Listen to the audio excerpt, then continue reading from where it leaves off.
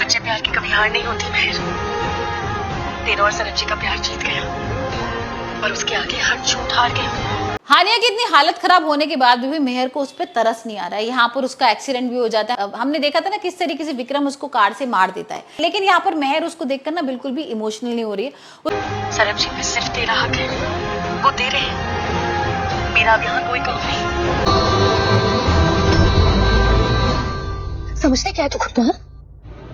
भाग के जा रही थी। हाँ, तो कुछ उल्टा ही हो जाता है। हम देखते हैं कि किस तरीके से एक्सीडेंट होता है। यहाँ पर हॉस्पिटल से भाई सरब उसको अपने घर ले जाता है और इसी चीज को लेकर ना मेहर बहुत गुस्से में हो और यहाँ पर सरब से पूछ भी रही है कि तुम इसे अपने घर क्यों ले जा रहे हो और इसको तो जाने दो ना। यहाँ पर मम्मी पर तूने ये सच्चा प्यार किया है और तेरी जीत हुई है। ये जोड़ियां ऊपर वाला बनाता है।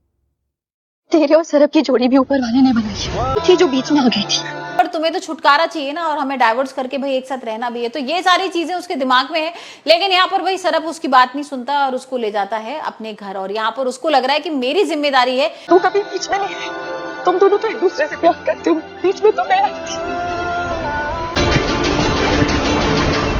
वो स्वाद आ गया भाई हुआ है। पर यहाँ पर जो मुन्नी है ना, उसको यहाँ पैसे देकर भाई खरीद लिया है अब मेहर ने। अब मेहर उसको पैसे का लालच देती है और बोलती है कि मुझे ना किसी तरीके से हानिया को घर से बाहर निकालना है और ये सारी चीजें ना आप ही करोगी। पहले तो भाई मुन्नी मना करती है, वो कहती है ऐसे कैसे तुम कर दोगी और तुमने जो सुबह का भूला अगर शाम को घर आ जाए ना उसको भूला नहीं कहते हैं।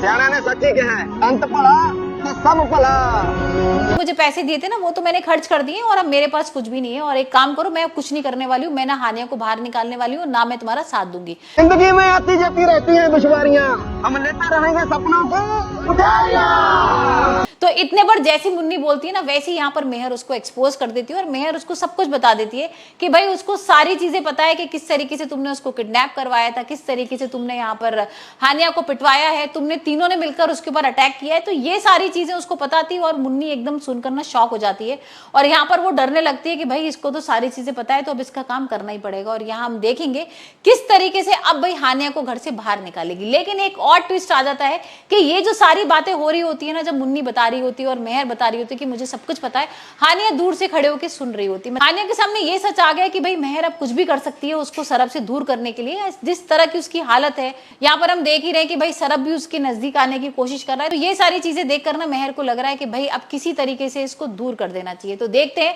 अभी क्या कुछ करती है मेहर और यहाँ पर मुन्नी कर पाती है उसको घर से बाहर या फिर सरब उसको रोक लेता है।